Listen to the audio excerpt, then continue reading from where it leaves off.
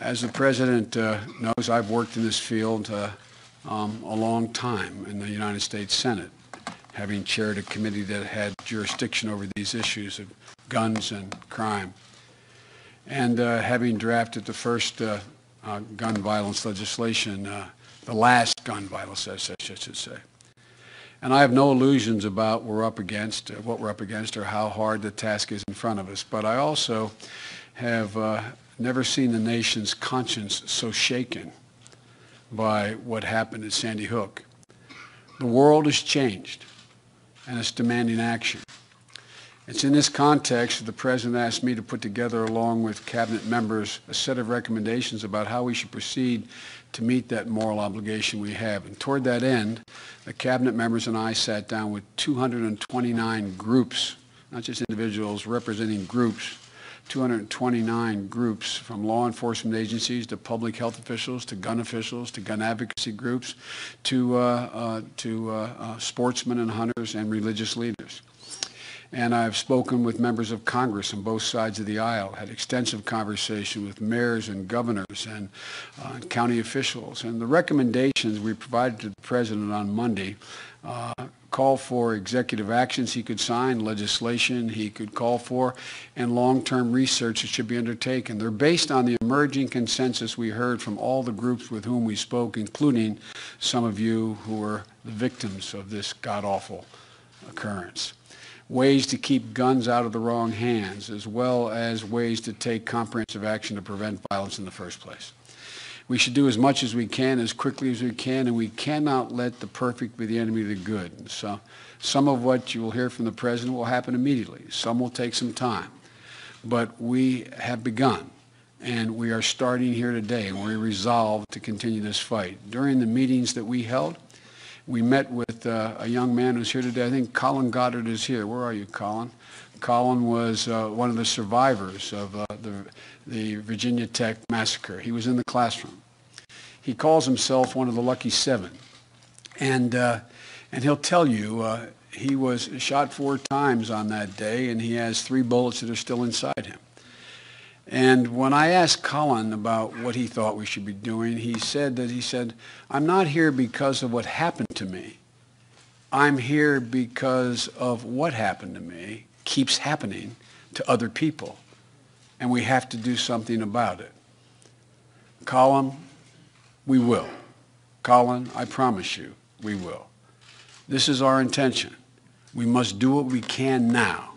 And there's no person who is more committed to acting on this moral obligation we have than the President of the United States of America. Ladies and gentlemen, President Barack Obama.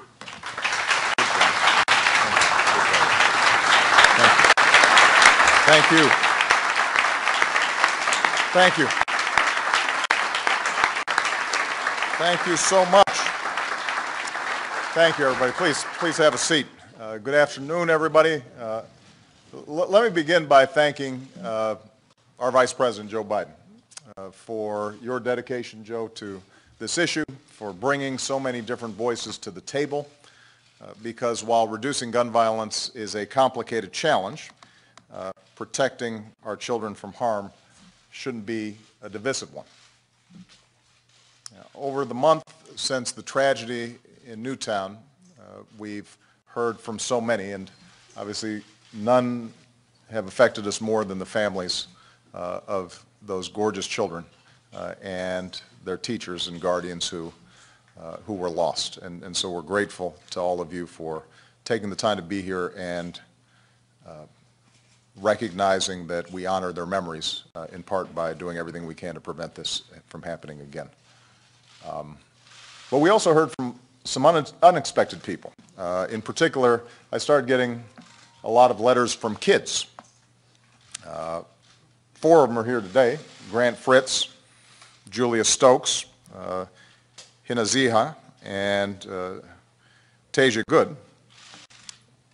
They're pretty representative of some of the messages that I got. These are some pretty smart letters from some pretty smart young people. Hina, a 3rd grader. You can go ahead and wave, Hina. That's you. Hina wrote, I feel terrible for the parents who lost their children. I love my country, and I want everybody to be happy and safe. And then Grant, go ahead and wait, Grant. Grant said, I think there should be some changes. We should learn from what happened at Sandy Hook. I feel really bad. And then Julia said, Julia, where are you? There you go. I'm not scared for my safety, I'm scared for others. I have 4 brothers and sisters, and I know I would not be able to bear the thought of losing any of them. And these are our kids. This is what they're thinking about. And so what we should be thinking about is our responsibility to care for them and shield them from harm and give them the tools they need to grow up and do everything that they're capable of doing, not just to pursue their own dreams, but to help build this country. This is our first task as a society, keeping our children safe. This is how we will be judged. And their voices should compel us to change. And that's why last month I asked Joe to lead an effort, along with members of my cabinet, to come up with some concrete steps we can take right now to keep our children safe, to help prevent mass shootings, to reduce the broader epidemic of gun violence in this country. And we can't put this off any longer. Just last Thursday, as TV networks were covering one of Joe's meetings on this topic, news broke of another school shooting, this one in California. In the month since 20 precious children and 6 brave adults were violently taken from us at Sandy Hook Elementary, more than 900 of our fellow Americans have reportedly died at the end of a gun. 900 in the past month. And every day we wait, that number will keep growing. So I'm putting forward a specific set of proposals based on the work of Joe's task force. And in the days ahead, I intend to use whatever weight this office holds to make them a reality. Because while there is no law or set of laws that can prevent every senseless act of violence completely, no piece of legislation that will prevent every tragedy, every act of evil, if there's even one thing we can do to reduce this violence, if there's even one life that can be saved, then we've got an obligation to try. And I'm going to do my part. As soon as I'm finished speaking here, I will sit at that desk and I will sign a directive giving law enforcement, schools, mental health professionals, and the public health community some of the tools they need to help reduce gun violence. We will make it easier to keep guns out of the hands of criminals by strengthening the background check system. We will help schools hire more resource officers if they want them, and develop emergency preparedness plans. We will make sure mental health professionals know their options for reporting threats of violence, even as we acknowledge that someone with a mental illness is far more likely to be a victim of violent crime than the perpetrator. And while year after year, those who oppose even modest gun safety measures have threatened to defund scientific or medical research into the causes of gun violence, I will direct the Centers for Disease Control to go ahead and study the best ways to reduce it. And Congress should fund research into the effects that violent video games have on young minds. We don't benefit from ignorance. We don't benefit from not knowing the science of this epidemic of violence. Now, these are a few of the 23 executive actions that I'm announcing today. But as important as these steps are, they are in no way a substitute for action from members of Congress. To make a real and lasting difference, Congress too must act. And Congress must act soon. And I'm calling on Congress to pass some very specific proposals right away. First, it's time for Congress to require a universal background check for anyone trying to buy a gun.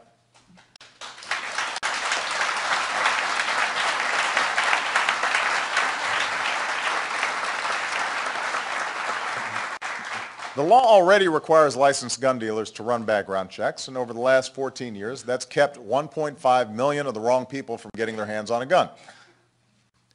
But it's hard to enforce that law when as many as 40% of all gun purchases are conducted without a background check.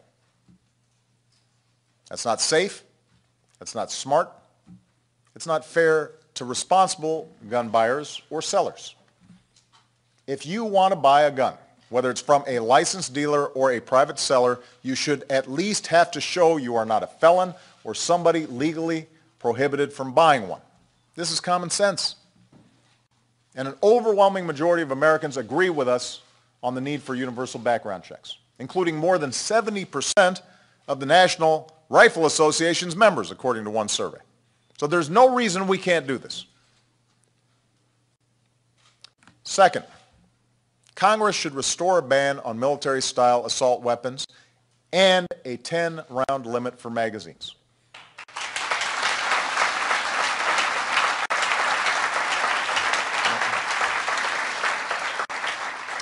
The type of assault rifle used in Aurora, for example, when paired with high-capacity magazines, has one purpose: to pump out as many bullets as possible as quickly as possible, to do as much damage, using bullets often designed to inflict maximum damage. And that's what allowed the gunman in Aurora to shoot 70 people.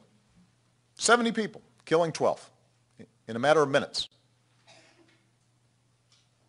Weapons designed for the theater of war have no place in a movie theater. A majority of Americans agree with us on this. And by the way, so did Ronald Reagan, one of the staunchest defenders of the Second Amendment, who wrote to Congress in 1994 urging them, this is Ronald Reagan speaking, urging them to listen to the American public and to the law enforcement community and support a ban on the further manufacture of military-style assault weapons.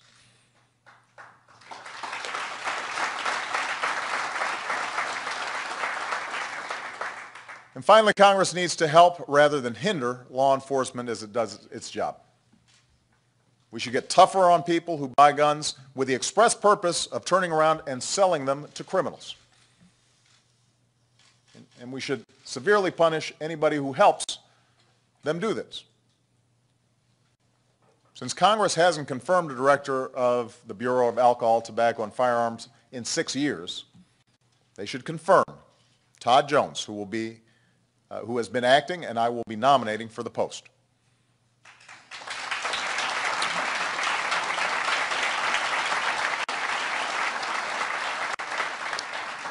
And at a time when budget cuts are forcing many communities to reduce their police force, we should put more cops back on the job and back on our streets. Now, let me be absolutely clear.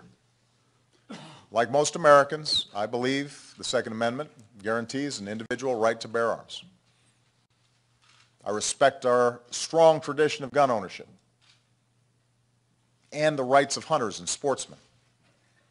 There are millions of responsible, law-abiding gun owners in America who cherish their right to bear arms for hunting or sport or protection or collection.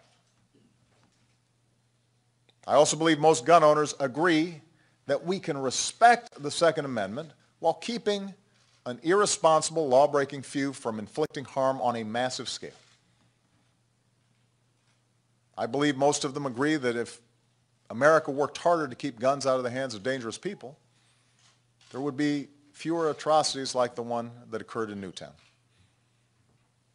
That's what these reforms are designed to do. They're common sense measures. They have the support of the majority of the American people.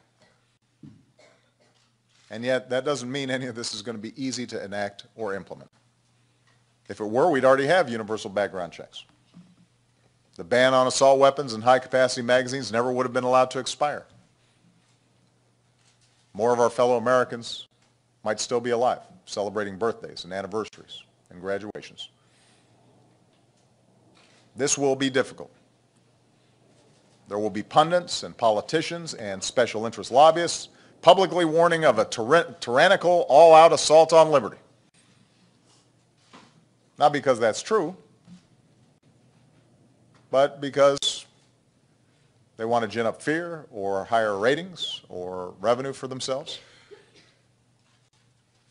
And behind the scenes, they'll do everything they can to block any common sense reform and make sure nothing changes whatsoever.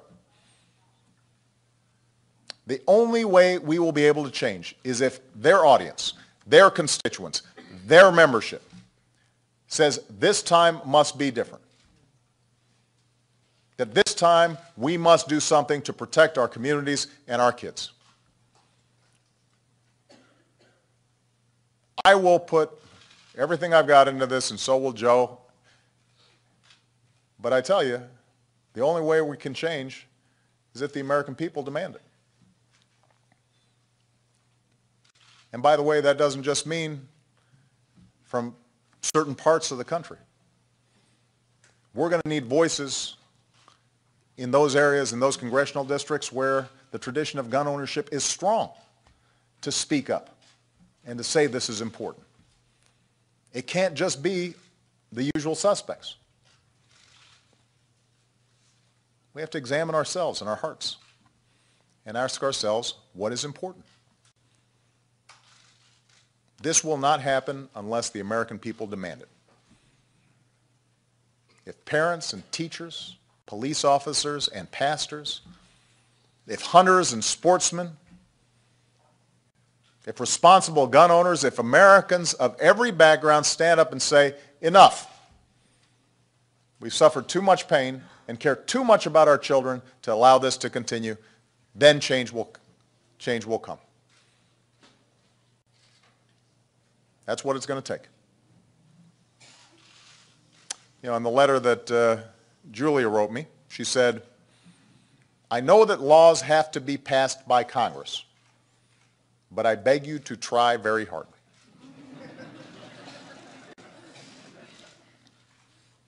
Julia, I will try very hard. But she's right. The most important changes we can make depend on congressional action. They need to bring these proposals up for a vote, and the American people need to make sure that they do. Get them on record. Ask your member of Congress if they support universal background checks to keep guns out of the wrong hands. Ask them if they support renewing a ban on military-style assault weapons and high-capacity magazines. And if they say no, ask them why not. Ask them what's more important.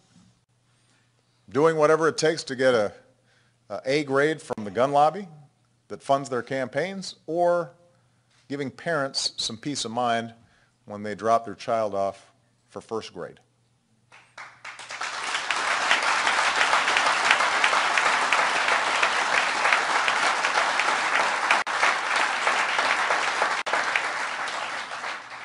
This is the land of the free, and it always will be. As Americans, we are endowed by our Creator with certain inalienable rights that no man or government can take away from us. But we've also long recognized, as our founders recognized, that with rights come responsibilities. Along with our freedom to live our lives as we will comes an obligation to allow others to do the same. We don't live in isolation. We live in a society, a government of and by and for the people. We are responsible for each other. You know, the right to worship freely and safely, that right was denied to Sikhs in Oak Creek, Wisconsin.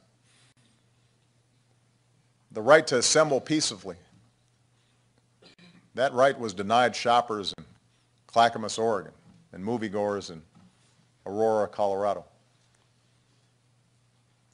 That most fundamental set of rights to life and liberty and the pursuit of happiness, fundamental rights that were denied to college students at Virginia Tech and high school students at Columbine and elementary school students in Newtown, and kids on street corners in Chicago on too frequent a basis to tolerate it.